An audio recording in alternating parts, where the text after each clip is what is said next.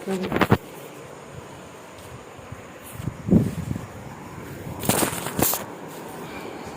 করে গাইতে গেল 5-7 মিনিটের কম হবে, অনেকগুলো পায়ের তো কীর্তন।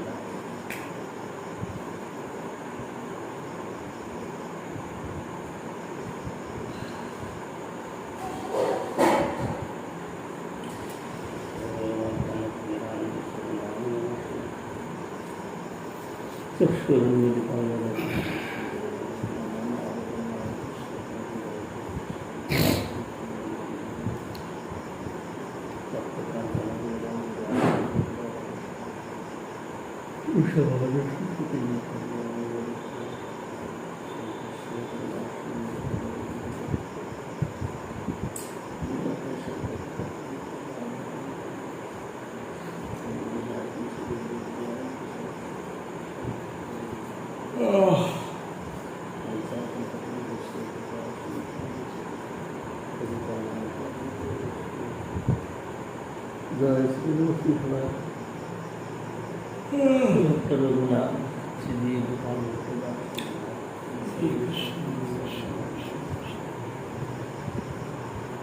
जय देवी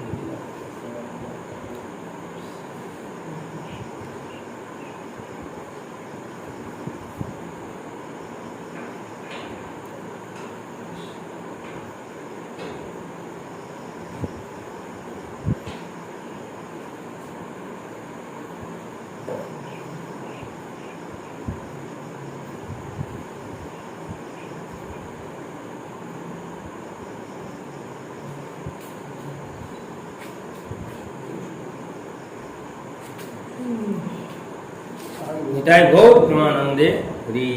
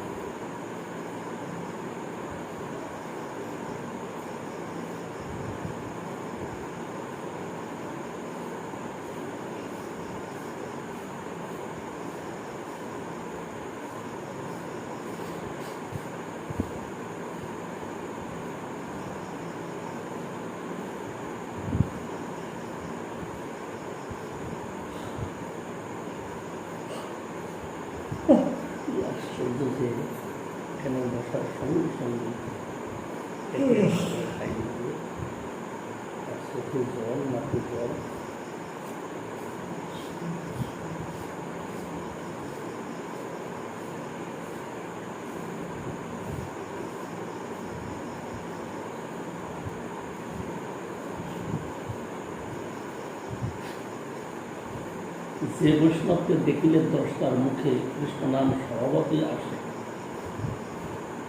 তাহাকে সর্বসিদ্ধ মহাভাগ্য বলে। তিনি সম্পূর্ণ উদ্দীপিত বা অনাবৃত চেতন বিশিষ্ট, অনাবৃত চেতন বৃত্তি বিশিষ্ট বা কৃষ্ণের অভিষ্ট শুদ্ধ প্রেম সেবা নিরত হওয়ায় সর্বদা জাগ্রত অবস্থায় অবস্থান করেন। তিনি ভগবত জ্ঞান বিজ্ঞান সমন্বিত হওয়া সর্বত্র কৃষ্ণ বা কৃষ্ণ দর্শন করেন। তাহার শ্রীমুখেই শুদ্ধ শ্রীকৃষ্ণ নাম সুষ্ঠুভাবে কীর্তন কীর্তিত হইতে থাকে। তিনি স্বয়ং দিব্যনেত্র বিশিষ্ট বলিয়া কৃষ্ণ বিস্তৃতি বা কৃষ্ণ বৈমুখস্বরূপ মোহনিদ্রা নিদ্রিত অপর জীবের নিমিলিত অজ্ঞান চক্ষু উন্মিলিত করিয়া অর্থাৎ জাগ্য হইতে মুক্ত করিয়া দিব্যনেত্র প্রদান পূর্বক চেতন বৃত্তি বিশিষ্ট করাইয়া সর্বদা কৃষ্ণ কৃষ্ণের সেবায় নিযুক্ত করিতে সমর্থ।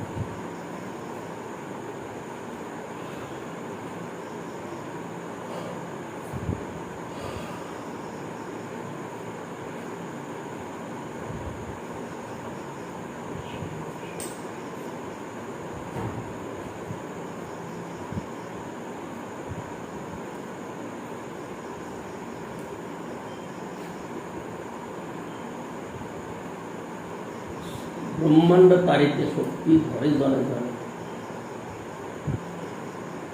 এবং লোহাকে যাবৎ স্পর্শী নাহি করে তাবৎ স্পর্শমণি গ্রহ চিনিতে না পারে। প্রবৃত্তি বাক্য ইহাদেরই সম্বন্ধে কথিত। শ্রী গোস্বামী উপদেশান্বিতে শুশ্রূষয়া ভজন যজ্ঞম অনন্যম অন্ন নিন্দাদি শূন্য হৃদম ঈপ্সিত সংগ্রহ।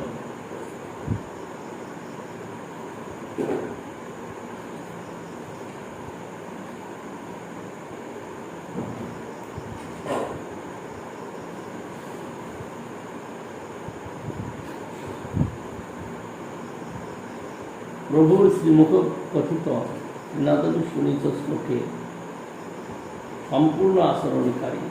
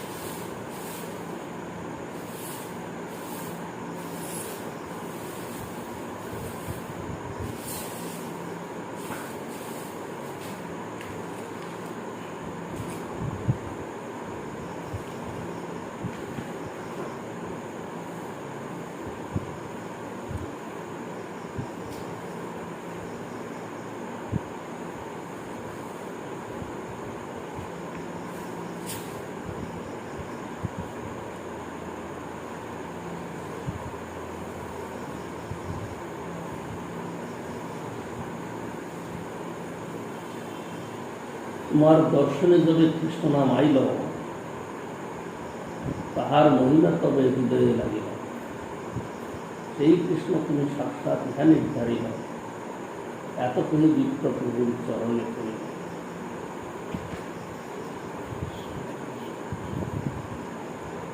সংখ্যানুসারে তিনি আশ্রয় জাতীয় কৃষ্ণ বা মহাভাগ্য, তিনি শুদ্ধ হরি কীর্তনকারী। অতএব তাদৃশ জড়িয়া উচ্চাবসর দর্শন রহিত বা অন্য নিন্দাদি শূন্য হৃদয় ব্যক্তির প্রতি মধ্যম ভাগবত সর্বদা শ্রবণেচ্ছ হইয়া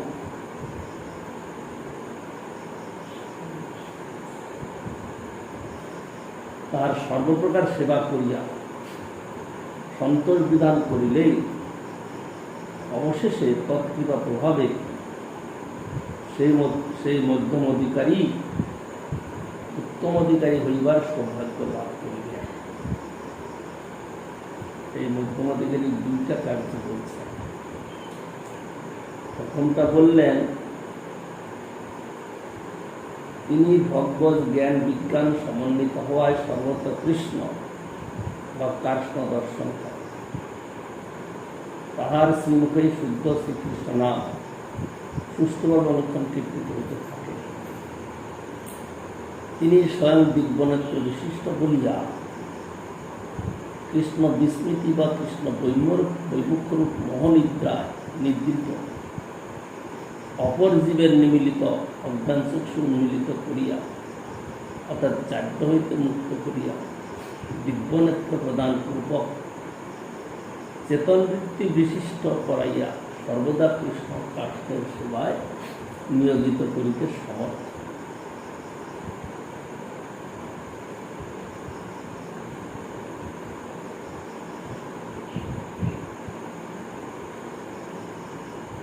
তিনি একদিকে দেখা যাচ্ছে বহির্মুখ জীবকে উন্মুখ করছেন, আবার বলছেন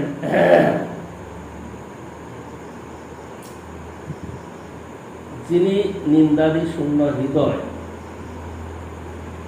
উত্তম ভাগবত, তার নিকট মধ্যম ভাগবত সর্বদা শ্রবণোচ্চ হইয়া তাহার সর্বপ্রকার সেবা করিয়া সন্তোষ বিধান করিলেই অবশেষে তৎকৃপা প্রভাবে সেই মধ্যমাধিকারী উত্তমাধিকারী হইবার সৌভাগ্য লাভ করেন।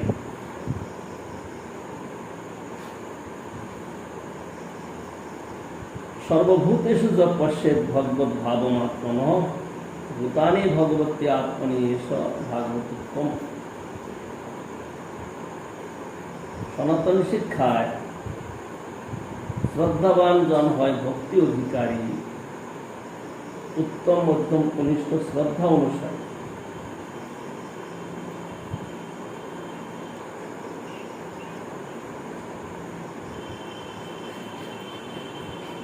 শ্রদ্ধারও তারতম্য আছে, শ্রদ্ধা মধ্যম কনিষ্ঠ উত্তম, কিন্তু উল্টা শ্রদ্ধায় প্রাথমিক যেটা স্টেজ, একেবারে প্রথম শ্রদ্ধা, এই শ্রদ্ধাই শেষ পর্যন্ত থাকে। এই জন্য শ্রদ্ধা অনুসারে উত্তম মধ্যম কনিষ্ঠ হয়। শাস্ত্রযুক্তে সুনিপুণ দৃঢ় শ্রদ্ধা দ্বারা উত্তম অধিকারী সেই তার সংসার।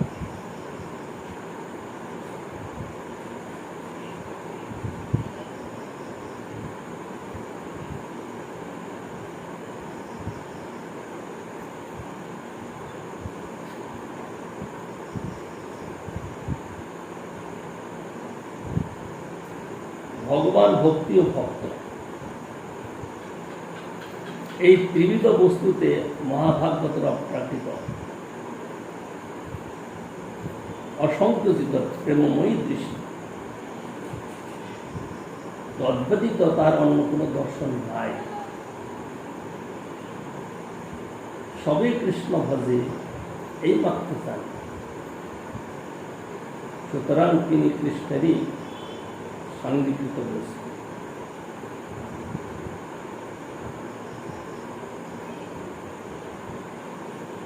বুঝতে পারলে?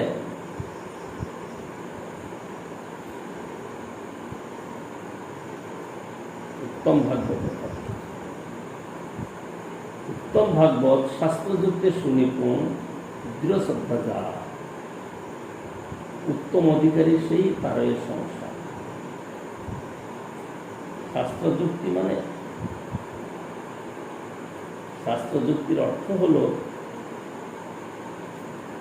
মহাভাগবত অনেক অনেক বৈষ্ণব, মহাপ্রভুর প্রিয় ভক্ত হরিদাস ঠাকুর, তিনি অত শাস্ত্র পড়ার সুযোগ পেয়েছিলেন? মোটেই না। শুদ্ধবাবু তো তার মধ্যে ছিল, হ্যাঁ, হরিদাস ঠাকুরের মধ্যে শতসিদ্ধ গ্রন্থ ছিল। তিনি সেরকম ভাবে শাস্ত্র শ্রবণ করার সুযোগ পান প্রথম প্রথম, তারপরে অদ্বৈতাচার্যের সঙ্গে শ্রবণ করেছে। গৌরকিশোর দাস বাবাজি মহারাজের জীবনী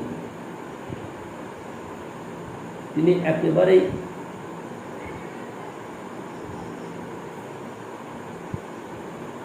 সামান্যই পড়াশোনা করেছেন প্রাকৃত জগতে, কিন্তু তাকেও উত্তম ভাগবত বলা হয়। আর তার প্রিয় শিষ্য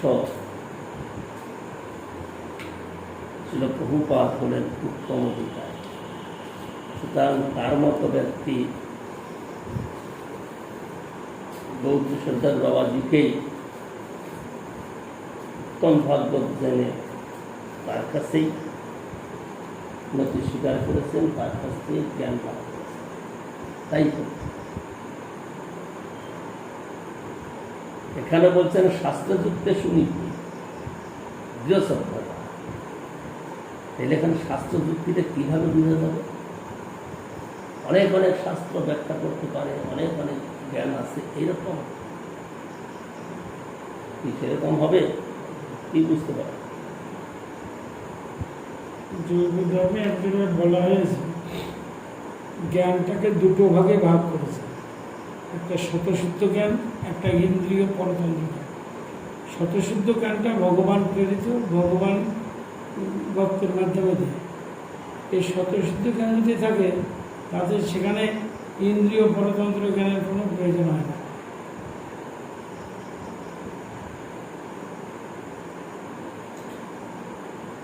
স্বতঃসিদ্ধ জ্ঞানটা কি আপনার থেকে উপজায়?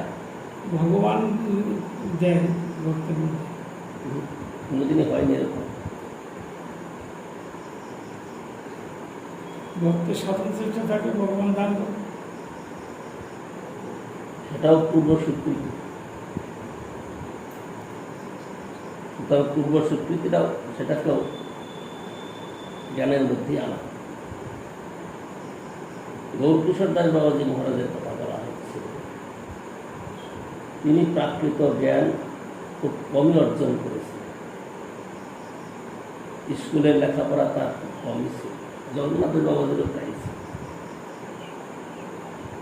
কিন্তু তারা মহাভাগবত হয়েছে, শাস্ত্রের যুক্তে সুনীত। এই কথাটার অর্থ, তুমি স্বতঃসিদ্ধ জ্ঞানের কথা বললে,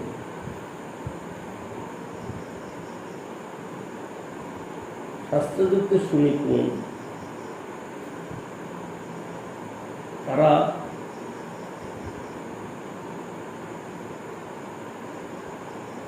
অত শাস্ত্র যুক্তির অপেক্ষা করে না, তাদের জীবনটাই শাস্ত্র।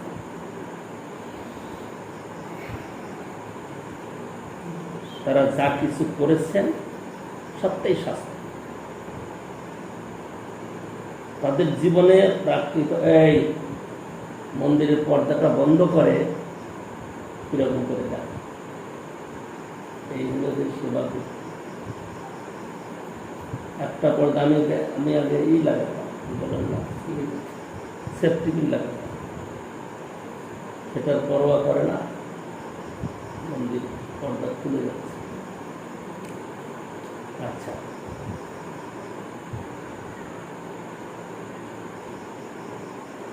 তারা জীবনে যা আচরণ করেছেন সেটাই শাস্ত্র। তারা যেটা কথা বলেছেন সেইটাই শাস্ত্র। হয়তো অনেক অনেক ব্যাকরণ, কাব্য অলঙ্কার আদি জ্ঞান প্রাকৃত বিচারে তাদের মধ্যে ছিল, কিন্তু তারা যে জ্ঞানটা অর্জন করেছেন সেটা এইসব জ্ঞানের অনেক ঊর্ধ্বে। তুমি যেটা বললে স্বতঃসিদ্ধ জ্ঞান, এইসব জ্ঞানের ঊর্ধ্বে, সেই জন্য শাস্ত্র যুক্তি ছাড়া সুনিপুণ কি করে হলো? স্বতঃসিদ্ধ জ্ঞান থাকে, কারণ তারা ভক্তি মার্গের যে কার্যটা তারা সেটা ছাড়া অন্য কিছু তারা জানে না, আর কিছু করে না। যেটুকু করে ওই ভক্তির জন্যই করে। সুতরাং তখন যারা যে কথাটা বলে সেটা শাস্ত্রযুক্ত সুনিপুণই হয়। অনেকে অনেক সময় কথা বলতে গেলে, যেমন এ সাক্ষাৎ লক্ষ্মী, এ সাক্ষাৎ যশোদা, এটা শাস্ত্রযুক্ত সুনিপুণতার কথা হল, সেখানে আরোপ করা, আরোপটা কখনো ভক্তি।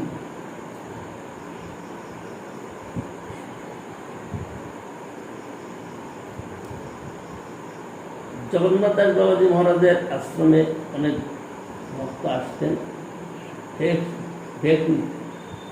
বেশ নিতে বেশ, কারণ জগন্নাথ দাস বাবাজি মহারাজের কাছে যদি বেশ নিতে পারে তাকে তার বিশাল প্রসিদ্ধি পায়, কারণ অত বড় একজন বৈষ্ণবের থেকে বেশ নিতেছে, সে বৈষ্ণব সমাজে বিশাল পরিচিত হয়ে যায়, বড় সাধু বলে পরিচিত হয়। এটা ভক্তি ধর্মের কথা। কিন্তু অনেকে যেত, থাকে স্বাভাবিক। আজকালকার দিনে প্রভুপাদের জনের থেকে সন্ন্যাস নিতে হয়। শেষ পর্যন্ত একজন ছিলেন প্রকট ওই কলকাতায়, কোথায় বেহালা, কত লোক যে তার পেছনে গিয়েছে সন্ন্যাসী, প্রভুপাদের জনের থেকে সন্ন্যাস নিতে হবে, দৌড়িয়ে গিয়েছে, 1000 লোক দণ্ড ধারণ করে, কারণ তারা বলতে পারবে যে আমরা প্রভুপাদের জনের থেকে সন্ন্যাস নিয়েছি।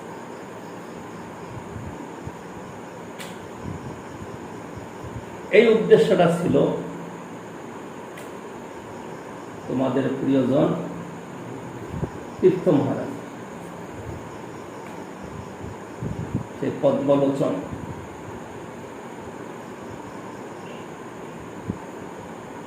এই উদ্দেশ্যটা ছিল তার।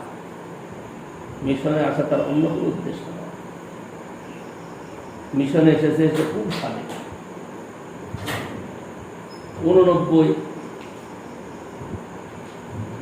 89 সালে, মানে আচার্য প্রকট হলেন আমাদের 4 বছর 4-5 বছর আগে, 3-4 বছর আগে। ইতিমধ্যে সেই ইস্কনের সঙ্গে যোগাযোগ করানোর বই পুস্তক পড়েছে অনেক, আবার স্মৃতিশক্তি ভালো, বলতেও পারে ভালো।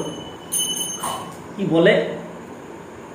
শাস্ত্রযুক্ত সুনিপুণ এই কথা বলে না, অনেক কথা বলতে পারে, তো কথা বলতে পারে,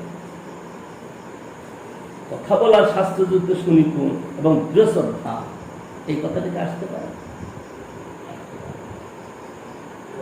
সে লোকটা পর্দাটা ভালো করে বন্ধ করতে হয়, ওইটার উপরে দাও, এটার উপরে তবে গিয়ে ঠিক থাকবে।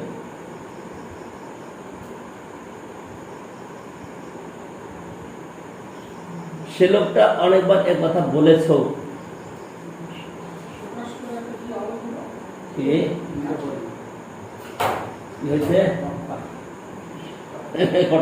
আওয়াজ হলো, হঠাৎ করে আওয়াজ হলো তোমার কাজের জন্য, তুমি যেটা ধাক্কা মেরেছো না, সেই ধাক্কার সাথে ওটা আওয়াজ করেছে।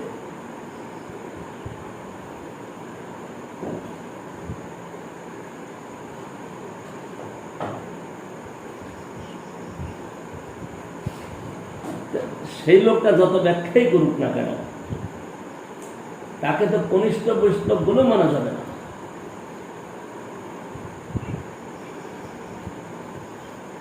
তাকে তো কনিষ্ঠ বলেও মানা যাবে না।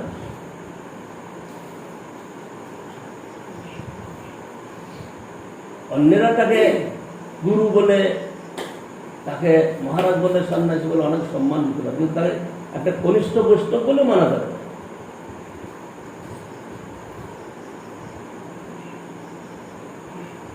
এই কথাটা হয়তো অনেকের কাছে ভালো লাগবে না, তাকে যারা শ্রদ্ধা করে, কিন্তু তাকে একটা সাধারণ কনিষ্ঠ বৈষ্ণব বলে মানা যাবে না। হয়তো নিরামিষ খায়, ভাগবত বগল সভা নিয়ে ঘুরতে পারে, এটুকু করতে পারে, কিন্তু তাকে কনিষ্ঠ বৈষ্ণব বলেও মানাটা অপরাধের সঙ্গে। তার উদ্দেশ্যটা কি? তার উদ্দেশ্য ধরলে পরে বোঝা যাবে স্থিতিটা। শাস্ত্রযুক্তে সুনিপুণ দৃঢ়শ্রদ্ধা যার, উত্তম অধিকারী সেই তার সংসার।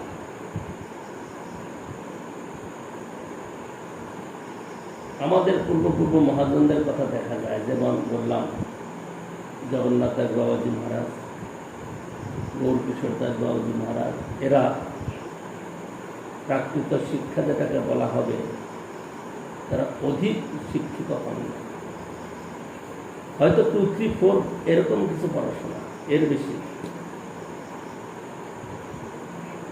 হরিদাস ঠাকুরের বেলায় তো তাও নাই, কিন্তু তাদের মুখে যা কথা বেরোত সেটা শাস্ত্রযুক্তে সুনিপুণ। শাস্ত্রযুক্তে সুনিপুণ মানে তারা যে কথা বলতো সমস্ত ভক্তির অনুকূল, দৃঢ়তার সহিত, সেখানে কোনো দুজামিল চলে।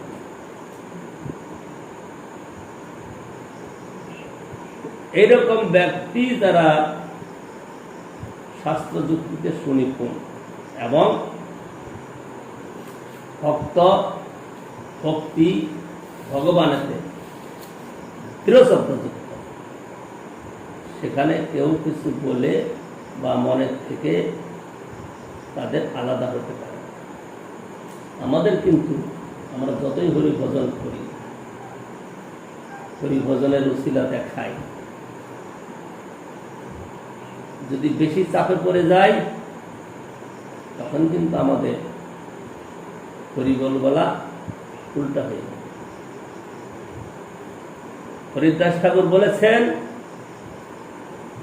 খণ্ড খণ্ড হয় দেহ, যায় যদি প্রাণ। কি আমরা কি সেরকম দৃঢ়তা আনতে পারবো? আমার তো মনে হয় 1,00,000 জনের মধ্যে একজনও খুঁজে পাওয়া যাবে, কঠিন আছে। সেইটা হলো দৃঢ় শ্রদ্ধার কথা। শাস্ত্রযুক্তে সুনিপুণ দৃঢ় শ্রদ্ধা যা, দৃঢ় শ্রদ্ধা মানে প্রাণ যাবে কিন্তু হরিভজন যাবে না। আমাদের ওই কাল না কবে বলছিলাম, পরশু তো শুরু করা, আমরা পিতামাতার সেবা ছেড়েছি, আত্মীয় স্বজনের সেবা ছেড়েছি, গ্রামবাসীর দেশবাসীর সকলের সেবা ছেড়েছি। ছেড়ে দিয়ে কি করছি? গুরু বৈষ্ণব ভগবানের সেবা করব বলে যোগদান করেছি। এখন দেখা যাচ্ছে কি, ওদিকে ত্যাগ দিলাম পিতামাতার সেবা, দেশবাসীর সেবা, দাসের সেবা। এখন আমরা গুরু বৈষ্ণব ভগবানের সেবাও ত্যাগ করেছি। এর চেয়ে বড় ত্যাগী আর কে হতে পারে? তাই না? এই কথাই তো বলছিলাম, এর চেয়ে কত আমরা এর চেয়ে কত বড় ত্যাগী আর কে হতে পারে? আমরা এই ত্যাগী, 1 নম্বরের ত্যাগী। লেংটি পরে আমরা ঘুরে বেড়াচ্ছি, আমাদের চেয়ে ত্যাগী কে হতে পারে? কিন্তু এখানে বলছেন কি, শাস্ত্রযুক্তে সুনিপুণ দৃঢ় শ্রদ্ধা যা,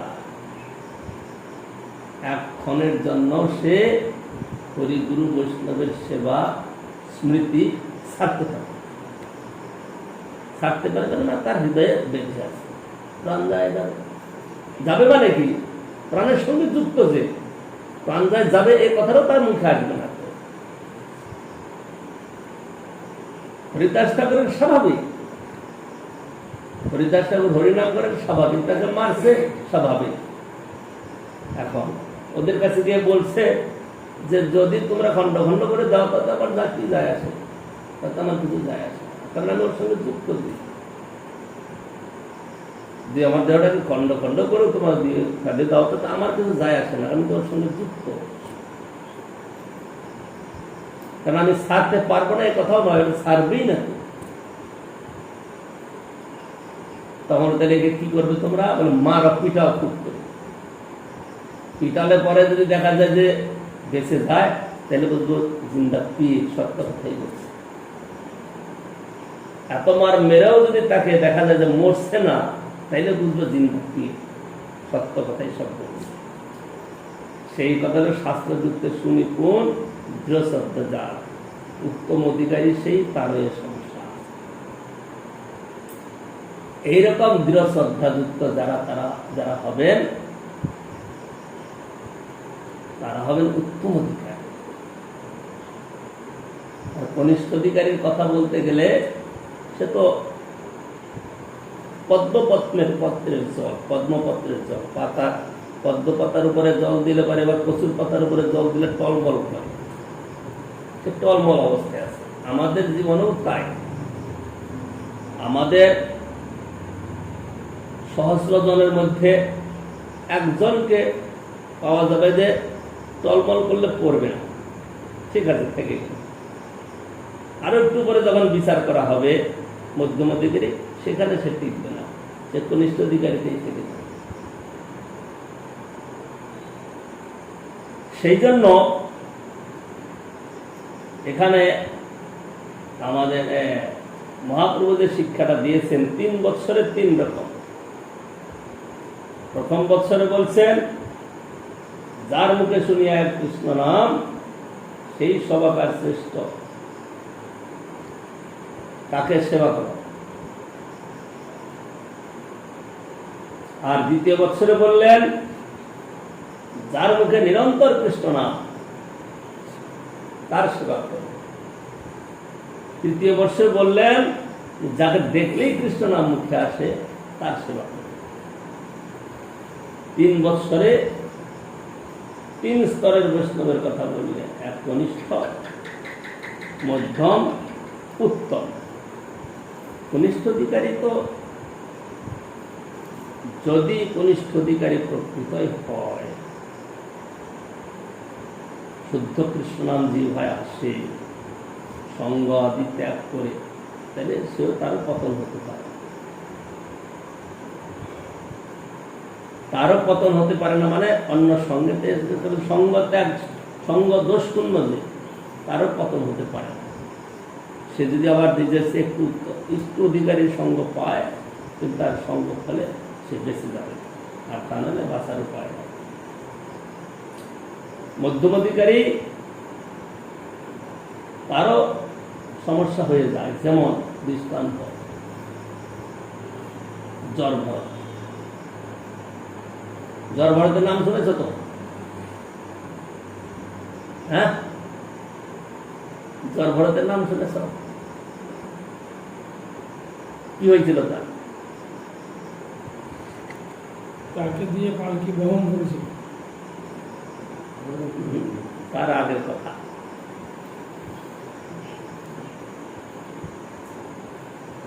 ভরত মহারাজ যখন হরিণের বাচ্চা পুষেছিল, যখন হরিণের বাচ্চা পুষল, তাতে তার কি হয়ে গেল, একটা জন্ম পিছিয়ে ক্ষতি হয়ে গেল। কারণ সেখানে তার দৃঢ়তার প্রভাব হয়ে গেল। কলকাতা মঠে একবার আমাদের অমূল্যানন্দী প্রভু বলছিল কুকুরের বাচ্চা আনতে হবে,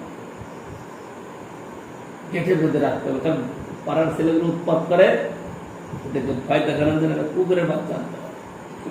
মহারাজ বলেন কুকুরের বাচ্চা আনবে, মঠ মন্দিরের মধ্যে কি তোমাদের কথা? তখন কথা চলে বললেন যে কোন পশু পাখির উপরে তো তোমরা মমতা আনবে না, কোন পশু পাখিকে ভালোবাসবে না, তারা তাদের মতো আছে, থাকতে দাও, তুমি তোমার মতো। কোন পশুকে পাখিকে যদি ভালোবাসো, তাহলে তার প্রতি তোমার স্নেহ মমতা যাবে, কিছুটা সময় সেও তোমার নিয়ে নেবে। সেই জন্যে পশু পাখিকে কখনো পালবে না, ভালোবাসবে না। একদম পরিষ্কার, আমার নিজে কানে শোনা।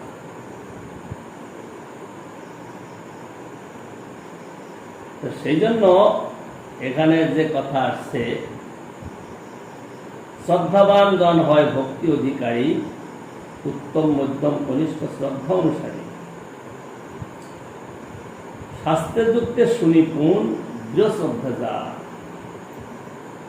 উত্তম অধিকারী সেই তার সঙ্গে দৃঢ় শ্রদ্ধা মানে তার শ্রদ্ধা টলমল থাকে। মধ্যম অধিকারীর কখনো একটু ব্যতিক্রম হতে বিচলিত হতে পারে, কনিষ্ঠ অধিকারী তো সবসময় সেই অবস্থায় আছে, যে কোনো সময় তার বিশৃঙ্খলা ঘটতে পারে।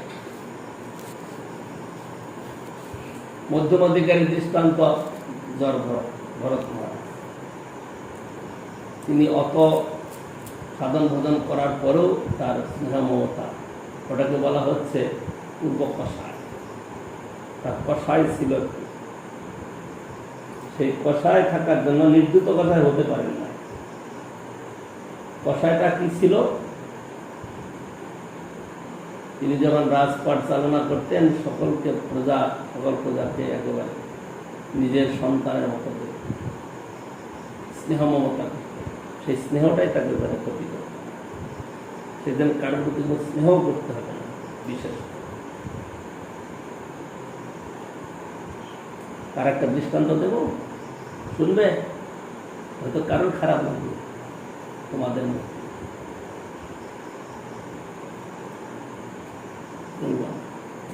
বললে পরে ভালো লাগবে।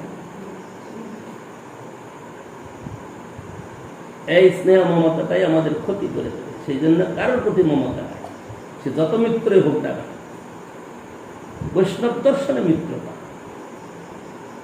যেখানে বৈষ্ণব দর্শনের একটু অভাব, মিত্রতা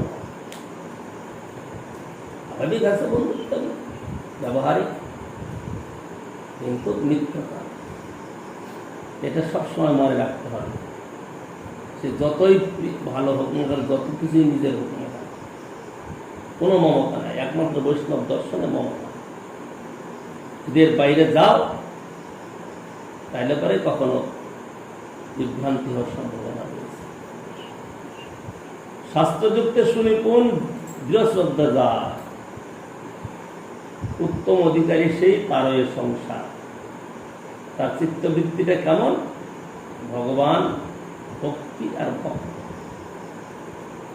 এই তিনটা নিয়ে আছে। ভগবান আরাধ্য বস্তু, ভক্তি হলো মিডিয়া, তাকে আরাধনা করার মাধ্যম, আর ভক্ত হলো যার দ্বারা তারা আরাধনা করে। ভক্ত বলতে কেবল এই তোমার আমাদের মতো কতগুলো না, ভক্ত বলতে সমস্ত প্রাণী জগৎ, তার সেবার উপকরণ যত সবই ভক্ত।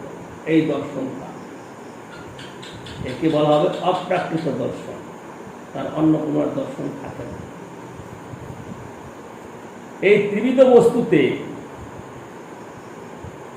মহাভাগবতে অপ্রাকৃত অসংকুচিত প্রেমময়ী দৃষ্টি।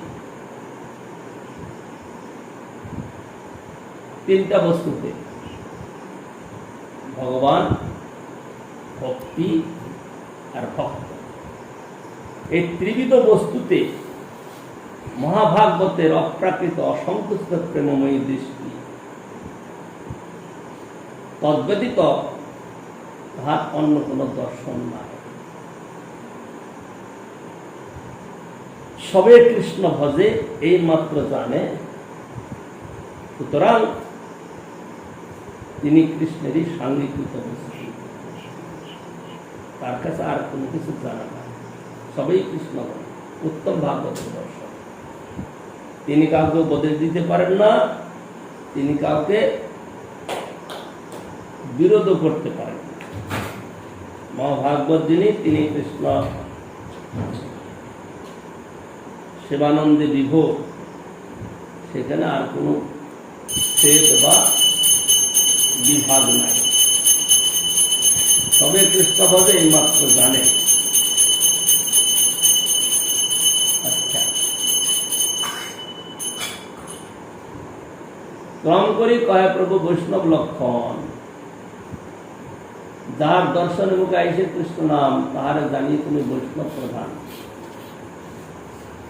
ক্রম করি কহে প্রভু বৈষ্ণব লক্ষণ, বৈষ্ণব বৈষ্ণবতর আর বৈষ্ণবোত্তম। এই মত সব বৈষ্ণব গৌরে চলিলা, বিদ্যানিধি সে বৎসর নীলাদ্রি রহিলা। স্বরূপ সহিত হয় তার সপ্ত প্রীতি, দুজনায় কৃষ্ণ কথায় একত্র স্থিতি। গদাধর পণ্ডিতে দেহ পুনঃ মন্ত্র দিল, পুরন ষষ্ঠীর দিনে যাত্রা যে দেখিল। জগন্নাথ পরেন কথা মারু অবসন, দেখিয়া সঘৃণ হইল বিদ্যানিধির মন।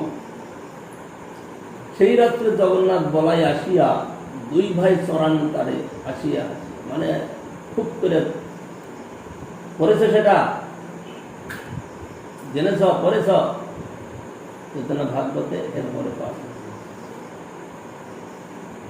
জগন্নাথ পরেন কথা মারু অবসন, দেখিয়া সঘৃণ হইল বিদ্যানিধির মন। সেই রাত্রে জগন্নাথ বলাই আসিয়া, দুই ভাই চরান গালে, একদম খুব করে গালে চর মারে, হাসিয়া গাল ফুলিল। আচার্য অন্তরে উল্লাস, বিস্তারি বর্ণিয়াছেন বৃন্দাবন দাস। এই মতো প্রত্যব্দ আইসে গৌরের ভক্তগণ, প্রভুর সঙ্গে রহি করে যাত্রা দর্শন।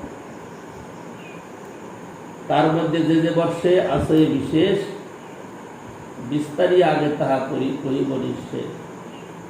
এই মাত্র মহাপ্রভুর 4 বৎসর গেল, দক্ষিণ দিকে আসিতে 2 বৎসর লাগিল। আর 2 বৎসর চাহে বৃন্দাবন যাইতে, রামানন্দ হটে প্রভু না পারে চলিতে। 5ম বৎসরে গৌরের ভক্তগণ আইলা, রথ দিকে না রহিলা, গৌরের চলিলা। তবে প্রভু সার্বভৌম রামানন্দ স্থানে আলিঙ্গন করি কহে মধুর বচন, বহুত উৎকণ্ঠাবর যাইতে বৃন্দাবন, তোমার হটে 2 বৎসর না চলিব। অবশ্য চলিব দুহে কর সম্মতি, তোমার বিনা মোর নাই অন্য গতি। গৌর দেশে হয় মোর 2 সমাশ্রয়, জননী জাহ্নবী এই 2 দয়া।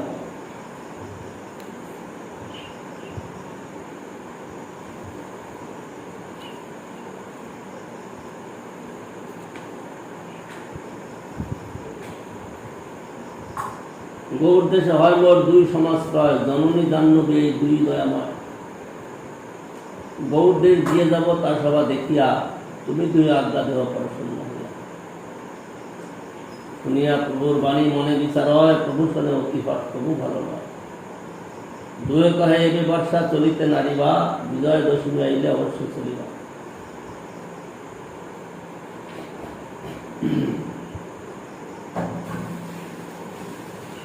আনন্দে মহাপ্রভু বর্ষা কইল সমাধান, বিজয়া দশমী দিনে করিল।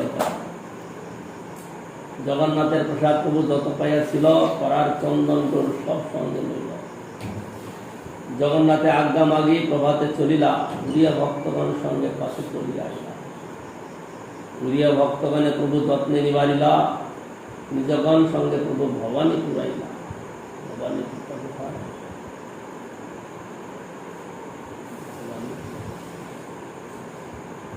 রামানন্দ আইলা পাশে দোলায় চড়িয়া, বাণীনাথ বহু প্রসাদ দিল পাঠাইয়া। প্রসাদ ভোজন করি তথাই রহিলা, প্রাতঃকালে চলি প্রভু ভুবনেশ্বর। ভুবনেশ্বর আগে ভবানী। কটকে আসিয়া কইল গোপাল দর্শন, স্বপ্নেশ্বর বিপ্র কইল প্রভুর নিমন্ত্রণ। রামানন্দ রায় সব গণে নিমন্ত্রিত, বাহির উদ্যানে আসি প্রভু বাসা করিল।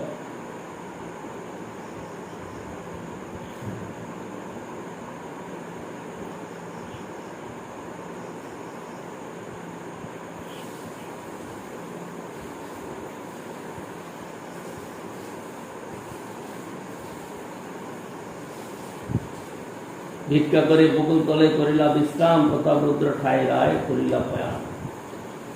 শুনে আনন্দিত রাজা অতি শীঘ্র আইলা, প্রভু দিকে দণ্ডবত ভূমিতে করিলা। পুনঃ ওঠে পুনঃ পরে প্রণয় বিহ বল, স্তুতি করে পুলকাঙ্গ পরে অস্তুত। কার ভক্তি দেখি প্রভুর তুষ্ট হইল মন, উঠি মহাপ্রভু তারে কইলা আলিঙ্গন।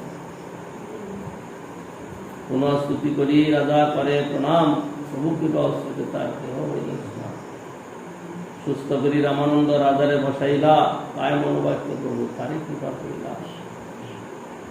ওইসে তাহারে কৃপা কইল গৌর রায়, প্রতাপরুদ্র সংত্রাতা নাম হইল গায়। রাজপাত্রগণ কইল প্রভুর বন্দন, রাজারে বিদায় দিলা শশীর নন্দন। বাইরে আসি রাজা আজ্ঞাপত্র লেখাইল, নিজ রাজ্যে যত বিষয়ী তাহারে পাঠাইল। গ্রামে গ্রামে নূতন আবাস করিবা, ৫-৭ নব্যগৃহে সামগ্রী ভরিবা। আপনি প্রভুকে লইয়া তাহা উত্তরিবা, রাত্রি দিবা বেত্র হস্তে সেবায় রহিবা। ২ মহাপাত্র হরিচন্দন মর্দরাজ, তারে আজ্ঞা দিল রাজা করিয়া সর্বকাজ। এক নব্য নৌকা আনি রাখ নদী তীরে, যাহা স্নান করি প্রভু যান নদী পারে। তাহা স্তম্ভ রোপণ করা মহাতীর্থ করি, নিত্য স্নান করিব তাহা যেন মরি। চতুর্দ্বারে করা উত্তম নব্যবাস, রামানন্দ যাও তুমি মহাপ্রভু পাস। সন্ধ্যাতে চলিল প্রভু নিপতি শুনিল, হস্তির উপর তাম্বুগৃহে স্ত্রীগণে চড়াইল। প্রভু চলিবার পথে রহে সারি হইয়া, সন্ধ্যাতে চলিলা প্রভু নিজ কল লইয়া। চিত্রকলা নদী আসি ঘাটে কইল স্নান, মহিষী সকল দেখি করে প্রণাম। প্রভুর দর্শনে সবে হইল প্রেমময়, কৃষ্ণ কৃষ্ণ কহে নেত্র কস্তুভ বিষয়। এমন কৃপালু নাহি শুনি ত্রিভুবনে, কৃষ্ণ প্রেম হয় যার গুরু দর্শন। নৌকাতে চড়িয়া প্রভু হইল নদী পার, জ্যোৎস্নাবতী রাত্রে চলি আইলা চতুর্দ্বার। রাত্রে তথা রহি প্রাতে স্নানে পুষ্ট কইল, হেনকালে জগন্নাথের মহাপ্রসাদ আইল। অদূর পর্যন্ত প্রসাদ গেছে।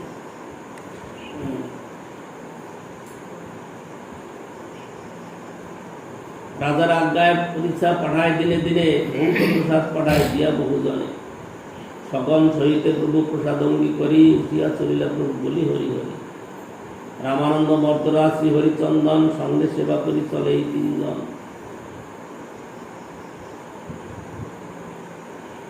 প্রভুর সঙ্গে পুরী গোসাই স্বরূপ দামোদর, জগদানন্দ মুকুন্দ গোবিন্দ কাশীশ্বর। হরিদাস ঠাকুর আর পণ্ডিত বক্রেশ্বর, গোপীনাথ আচার্য আর পণ্ডিত দামোদর। রামায়ণন্দয়ার বহু ভক্তগণ, প্রধান হইল সবার কে পরিজন। অনেক ভক্ত। গদাধর পণ্ডিত যবে সঙ্গেতে চলিলা, ক্ষেত্র সন্ন্যাস না ছাড়িও প্রভু নিশ দিলা।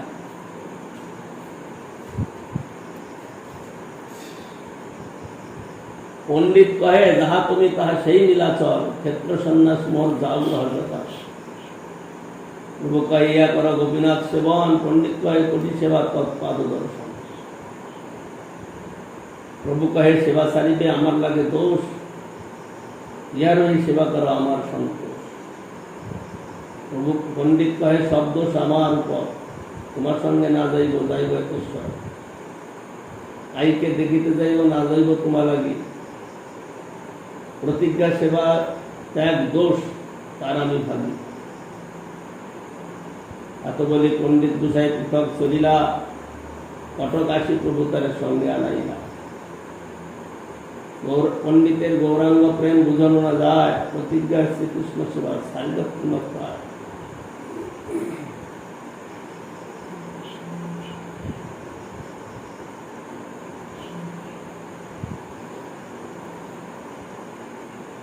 তাহার চরিত্রে প্রভু অন্তরে সন্তোষ, তার হাতে ধরি কয় করি প্রণয় রোষ। প্রতিজ্ঞা সেবা সারিবে তোমার উদ্দেশ, সে সিদ্ধ হইল সারি আইলা দুর্দেশ। আমার সঙ্গে রহিতে চাহ বাঞ্ছনিত সুখ, তোমার 2 ধর্ম যায় আমার হয় 2।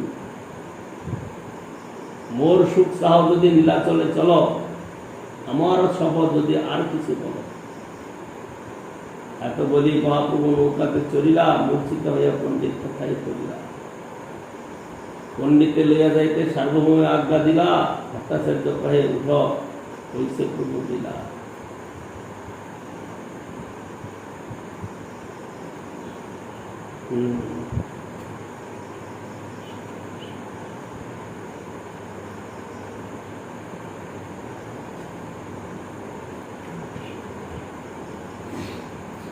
আমরা এই পর্যন্ত শ্রবণ করলাম। এরপরে মহাপুরুষ